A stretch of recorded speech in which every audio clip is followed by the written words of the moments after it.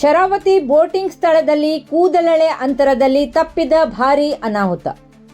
ಉತ್ತರ ಕನ್ನಡ ಜಿಲ್ಲೆಯ ಹೊನ್ನಾವರ ತಾಲೂಕಿನ ಭಿಕಾಸಿತಾರಿಯಲ್ಲಿರುವ ಪ್ರಸಿದ್ಧ ಶರಾವತಿ ಬೋಟಿಂಗ್ ಪ್ರದೇಶದಲ್ಲಿ ದೊಡ್ಡ ದುರಂತವೊಂದು ಸಂಭವಿಸುವುದನ್ನು ಕೂದಲೆಳೆ ಅಂತರದಲ್ಲಿ ತಪ್ಪಿಸಲಾಗಿದೆ.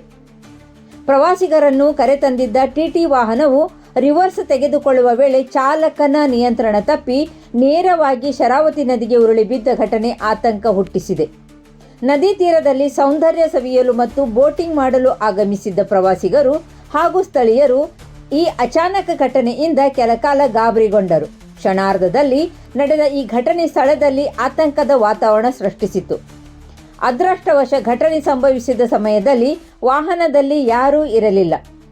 ಪ್ರವಾಸಿಗರೆಲ್ಲರೂ ಮುಂಚಿತವಾಗಿ ವಾಹನದಿಂದ ಇಳಿದಿದ್ದರಿಂದ ದೊಡ್ಡ ಪ್ರಾಣಾಪಾಯ ತಪ್ಪಿದೆ.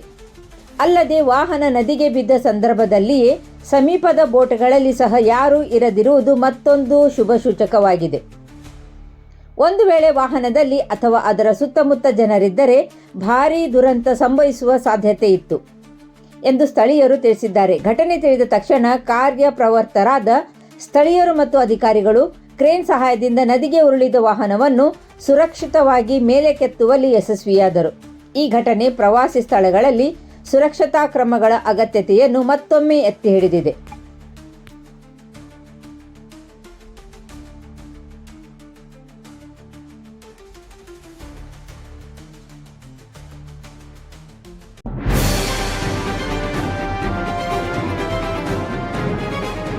ಇದು ಖಾಲಿ ಡಿಜಿಟಲ್ ವಾಹಿನಿ, ಸತ್ಯ ಮತ್ತು ಸ್ಪಷ್ಟ ಸುದ್ದಿ.